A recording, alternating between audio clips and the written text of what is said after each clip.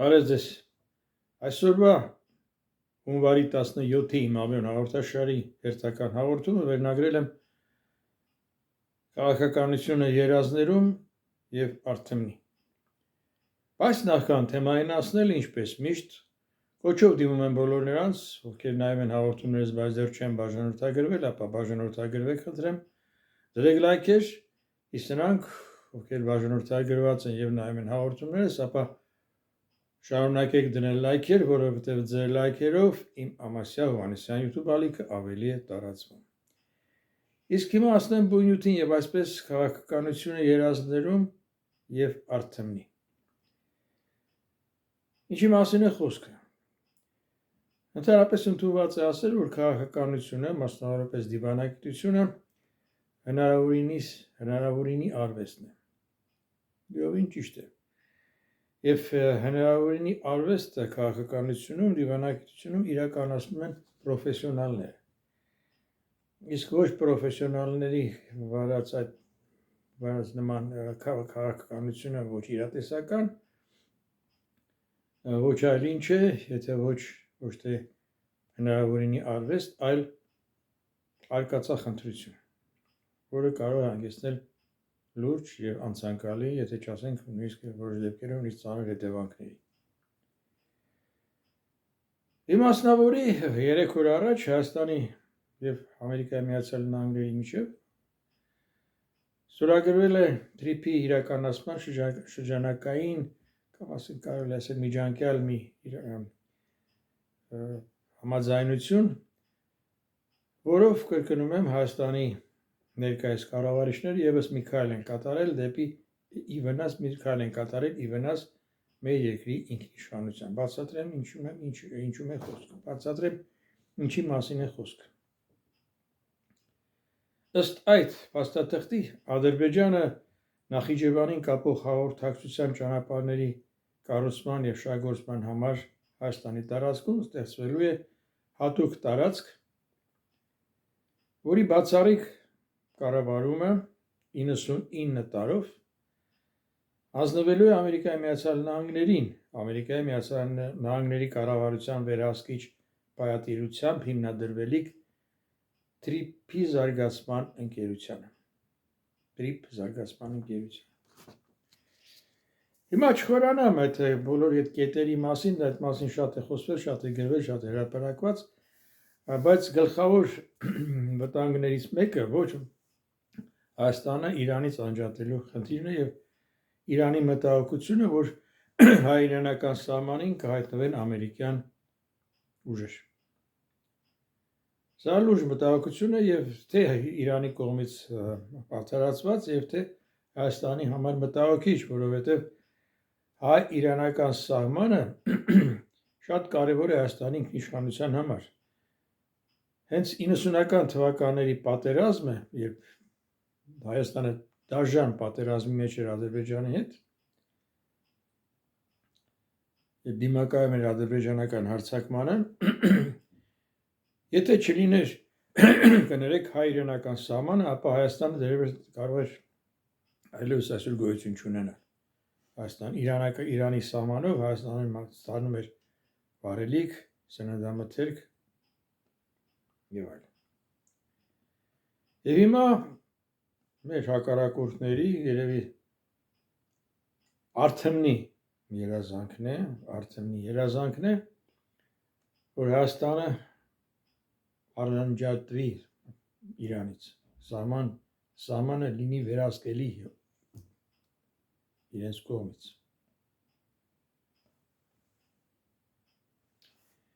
Իսկ մեր կառավարիչները ոչ Արթեմնի նկատառումները, այսպես ասած, երազային ակնկալիքներ, այն է, որ Հայաստանը կարող է մեծ օգուտներ քաղել։ Բնականաբար Հայաստանը կարող է օգուտներ քաղել, եթե ճիշտ ռեսերի վրա դրվեր այս հաղորդակցության ուղիների բացումը։ Միևնույն ժամանակ ըստ իս մի քիչ էլ անձամբ ես կասկածում եմ, որ այս համաձայնագիրը, որի շուրջ այս միջանկյալ համաձայնությունն է ստորագրվել, կարող է իրականանալ որովհետև չեմ կարծում, որ ռուսները հենց այնպես հեշտ ու հանգիստ կնայեն, թե ոնց են իրենք էլ կտրվում այս տարածաշրջանից հանձնվելով այս ամբողջ նախաձեռնությունը կարևորությունը հանձնվում է Ամերիկայի Միացյալ Նահանգներին։ Չեմ կարծում, որ ռուսները դրա խանդավատանքով են ընդունում, այլ ոչ թե խանդով։ Կրկնում եմ, ես բազմիցս եմ ասել, եթե ռուսները չօգնեն, ապա խանգարել կարող են, այնպես որ չի բացառվում Ռուսաստանի քայլերը այդ տրիպի զարգացման ընկերության աշխատանքը ձախողելու ուղղությամբ։ Ես այս կոնտեքստում կնայի օրերս, դեռևս 1-2 շաբաթ առաջ ռուսական պրոպագանդիստական այս համքարությունից աչքի ընկնող մեկի Վլադիմիր Սալավյովի հայտարարությունը, որ ժամանակն է, որ Ռուսաստանը թքած ունենա բոլոր միջազգային իրավունքի, չգիտեմ ինչ այդ հարաբերությունների վրա եւ այլ եւ Հայաստանը եւ մասնավորապես Հայաստանը, ինչպես նաեւ կենտրոնական Ասիան չկորցնելու համար այդ երկրներում իրականացնի հատուկ ռազմական գործողություն։ Սրան անդրադարձել են շատերը, այդ թվում նաեւ ես, եւ միաժամանակ նրա այդ անդրադարձների եւ նաեւ այլ անդրադարձներ, որոնք որ մի տեսակ ասենք լավ ինչ եք այդպես լուրջ ընդունել Սալավյովի ասածին կամ այսպես այսքան ուշադրություն հատկացնում դրա ասածին, մի գալաթ է արել, հետո ինչ։ Բայց գիտեք ինչ, անձամբ ես շատ մոտիկ, շատ ծանոթ լինելով, իրազեկ լինելով ընդհանրապես ռուսական այս պրոպագանդիստական ռուսական մեդիա աշխարհի դրվածքին, անհավատ վերջերի հիմա այս թե ինչ է կատարվում հիմա եւ այն ժամանակ էլ նախքան Պուտինյան ժամանակները ռուսական որևէ հեռուստաալիքով որևէ կարևոր քաղաքական բառ նույնիսկ չի հնչում, մինչև չհամաձայնվեցվի Կրեմլի հետ։ Կամ պետք է համաձայնացված լինի, կամ էլ կատարվի Կրեմլից իջած դիրեկտիվ հրահանգները։ Այնպես որ Սալավյովի բլթոցը չեմ կարծում, որ հենց այնպես էր իրենից էր խումարի տակ եղած մարդու բլթոց էր։ Մանավանդ որ հետևեց դրա արձագանքը Ռուսաստանից Սալավյովի ասացին եւ Հայաստանում դրա Սալավյովի ասացի արձագանքների անդրադարձավ Ռուսաստանի արտաքին գործերի նախարարության հատուկ ներկայացուցիչ Զախարով Ամարյան, նշելով, որ Սալավյովի բառերը մեկնաբանել են բազմոցային վերլուծիչները։ Շատ մոտ է սրտին ընդունել։ Գիտեք ինչ, եթե չկա ծուխ առանց կրակի։ Այնպես որ համամիտ եմ, որ շարժեր այդքան էլ մեծ ուշադրություն հատկացնել Սալավյովի բլթոցին, բայց դրան պետք է անպայման դա պետք է հաշվի առնել։ Մանավանդ որ կրկնում եմ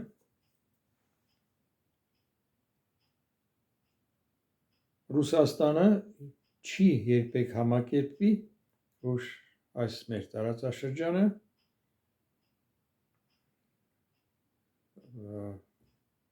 գնա իր ձեռքի տակից։ Ձեռքի տակից հիմա դժվար է ասել, թե փափուկ ձեռք է, կոշտ ձեռք է, թե ինչ է, բայց տարածաշրջանը Ռուսաստանի հետաքրքրությունների շրջանակում է։ Եվ էլ եմ կրկնում, Ռուսաստանը չի համաձայնվի հենց այնպես ձեր քաշել դրանից։ Ոմանք էլ ասում են, թե այն պարագայում, որի որ առաջ հիմա հայտնվել է, այն իրավիճակում, որի առաջ հայտնվել է ներկայիս Ռուսաստանը, այն նկատի ունենալով պատերազմը Ուկրաինայում, դժվար թե գնան երկրորդ ճակատ բացելու, այս Հայաստանում իրականացնել հատուկ ռազմական գործողություն։ Դժվար է ասել։ Ռուսաստանը հիմա այնպիսի իրավիճակում է ինքն իրեն դրել, որ մի կողմից հետ գնալու տեղ չունի, խոսք Ուկրաինայի մասին է, մյուս կողմից էլ օրինակ ասենք Ուկրաինան էլ այս կանգնել է ինչ ասեմ, փակուղու առաջ։ Մի քիչ Ուկրաինայի մասը մի քիչ ավելի ուշ խոսեմ, բայց կրկնում եմ Սալավյովի ասածը եւ Մարիա Զախարովի մեկնաբանությունը Սալավյովի ասածի վերաբերյալ սա ընդամենը այսպես կոչված զոնդաժ է թե Հայաստանի ներքին սպառողների համար, թե միջազգային այսպես կոչված լսարանի համար։ Զոնդաժ թե ինչ արձագանք կունենա դա։ Ինչ արձագանք ունեցավ դա ակնհայտ է, պարզ է Հայաստանում բնականաբար եւ բնականաբար այդ զոնդաժով պարզ դարձավ նաեւ այն 5-րդ շարաշությունը նորությունը չի, որ ովքեր են դրան սպասում։ Որ Հայաստանում դրան սպասողներ կան, միանշանակ է, ճիշտ այնպես, ինչպես Ուկրաինայում էլ կային սպասողներ եւ հիմա էլ կան սպասողներ։ Այնպես չի, որ Ուկրաինայում էլ շատ միատարր է այս վիճակը։ Վիճակի նկատմամբ վերաբերմունքը։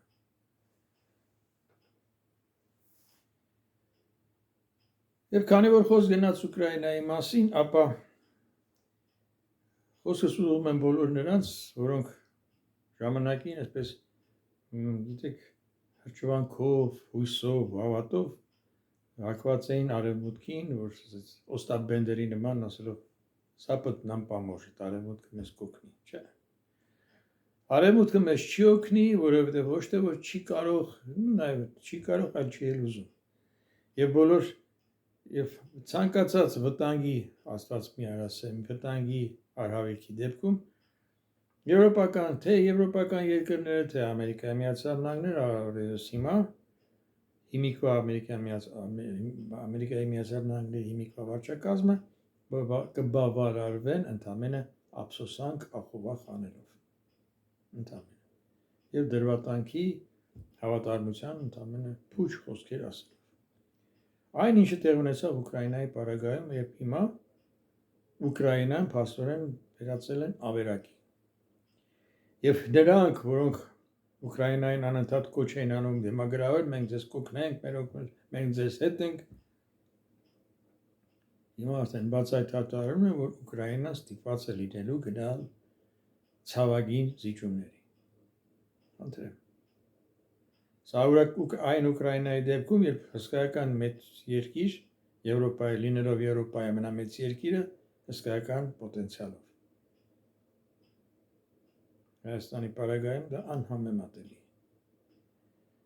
Այնպես որ կրկնում եմ քաղաքականությունը եւ դիվանագիտությունը հնարավորինի արվեստն է, այլ ոչ թե մեղմ ասած արկածախնդրությունը կամ ոմանց համար որ ավելի պարզ լինի, լինի, ասեմ օգտագործեն հետևյալ բառը՝ քյալագյոզություն։ Ինչ է հնարավոր անել, որպեսզի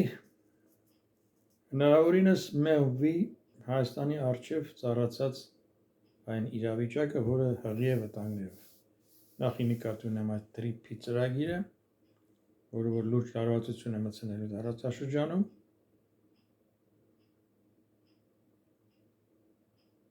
Եվ տարպես հայ-ռուսական հարաբերություններ նկատող ուղղակի արդեն հակամարտության հասնող երկխոսություն է, որը մեղավորը թե ռուսներն են, թե Կրեմլն է, եւ թե Հայաստան ներկայիս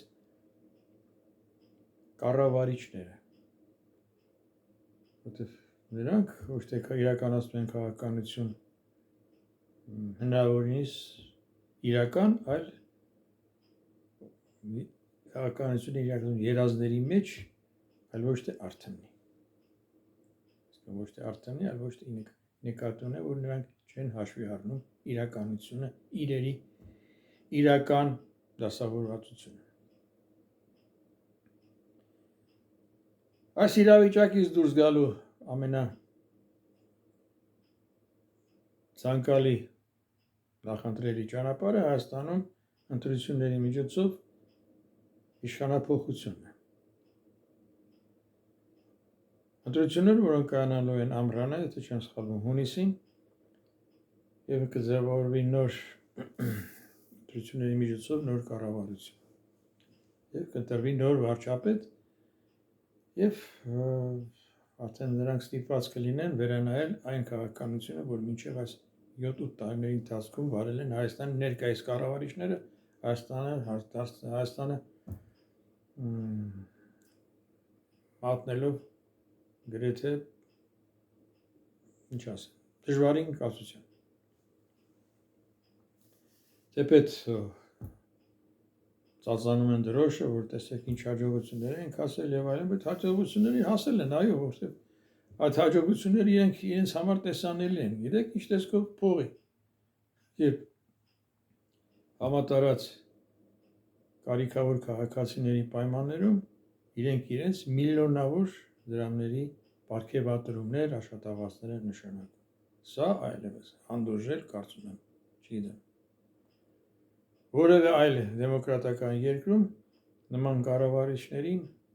կասեին ցտեսություն։ Հիմա ցտեսություն ասելու ժամանակը կգա դերևս ամռանը ընտրությունների միջոցով։ Եվ այդ ընտրություններին նախապատրաստում են քաղաքական ուժեր, բնականաբար։ Կան քաղաքական ուժեր, որոնք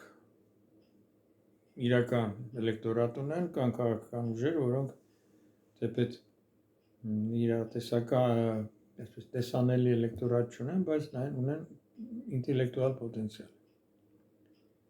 Ժամանակ դեռ կա եւ կարող են այդ որոշ քաղաքական ուժեր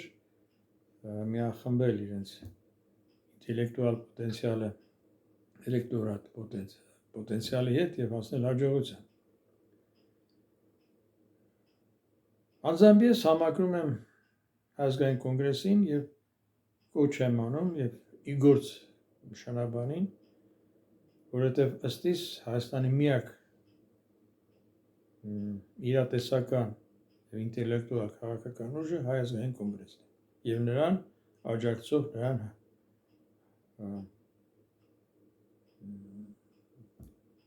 գործընկեր քաղաքական ուժերը կամ կազմակերպություններ, հասարակական քաղաքական կազմակերպություններ։ Սա մի հարց է, բայց մյուս կողմից էլ ընդհանրապես ասում են, չէ, երբեք այնքան չեն ստում, ինչպես պատերազմներից եւ ընտրություններից առաջ։ Եվ պատերազմը տնենք մի կողմ, ասված որ պատերազմ չլինի, բայց այնպես ասած երբեք այնքան չեն ստում, ինչպես ընտրություններից առաջ։ Երբեմն քարոզարշավի ժամանակ ինչ քաղաքական ուժեր լինի, կարող է կորցնել իրականության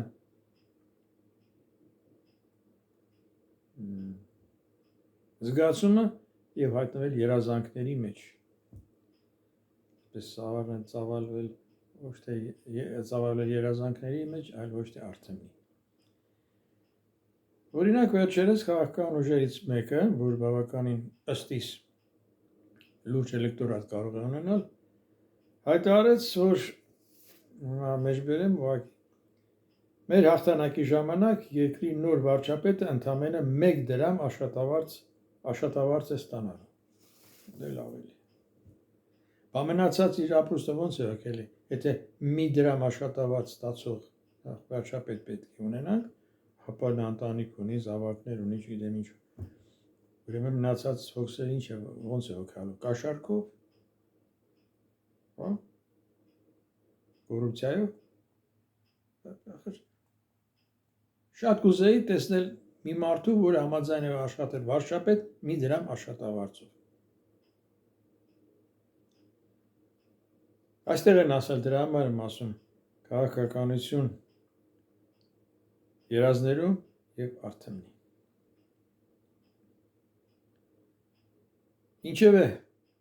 Ձեր ժամանակ կա, ձեր քաղաքական ուժերը ժամանակ ունեն խորհրդակցելու, բանակցելու, ճշտելու իրենց դիրքորոշումները, ճշտելու իրենց անելիքը։ Այս նաև ժամանակը չի սպասում Հայաստանի շուրջ ծավալող եւ ընդհանրապես աշխարհում ծավալող իրադարձություններից, որոնք չեն կարող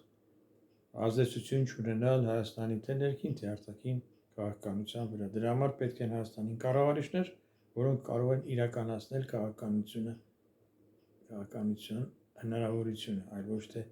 պատրանք երազների մեջ։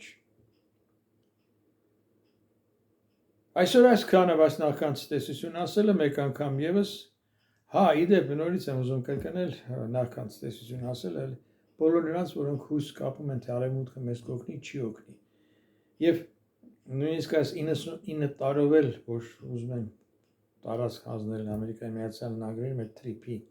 ծրագրի իրականացման համար, որը խիստ կասկածում է, որ իրականացվի, որ իրեն չեն խոչընդոտի ռուսները։ Միևնույն ժամանակ Սպիտակ տունը իրեն օր-օրի այնտեղ են, գիտեք, ասել քաղաքականության երազների մեջ, արդեն նույնիսկ դուրս եկել ասել երազների մեջ, օրինակ Վենեսուելա, այնտեղ առևանգեցին այդ երկրի նախագահին, տարան եւ դատում են Նյու Յորքում,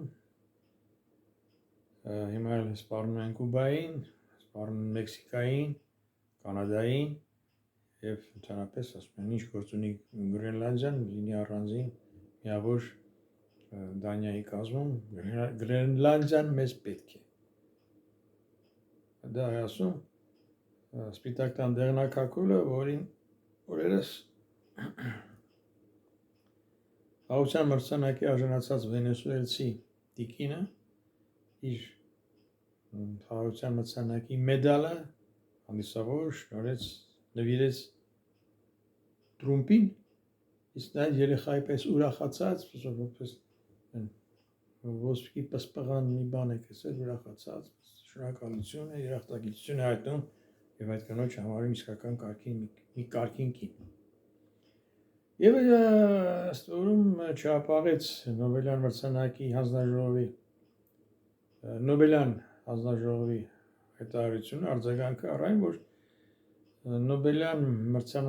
յուրաքանչյուր մրցանակակիր կարող է իր մեդալը ում ուզում է հանձնի նվիրի, բայց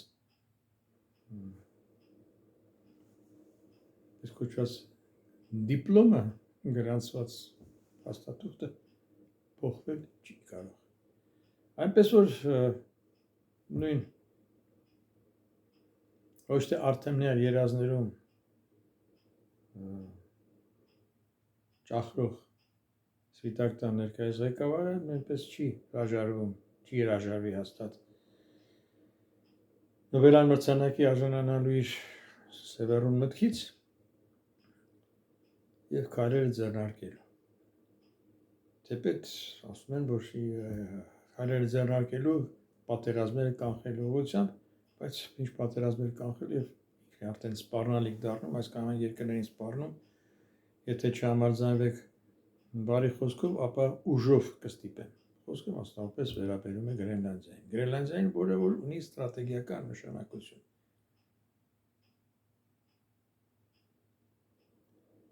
Եվ խոսքով այսօր այսքանը, բայց նախքան ցտեսություն ասելը, մեկ անգամ եւս ուզում եմ կոչով դիմել բոլոր նրանց, ովքեր նայում են հաղորդումներս, բայց դեռ չեն բաժանորդագրվել, ապա բաժանորդագրվեք, խնդրեմ, դրեք լայքեր, որովհետև ձեր լայքերով իմ Ամասյա Հովհաննիսյան YouTube ալիքը ավելի է տարածվում։ Ցտեսություն կհանդիպենք, խաղաղություն մեզ, խաղաղություն աշխարհին։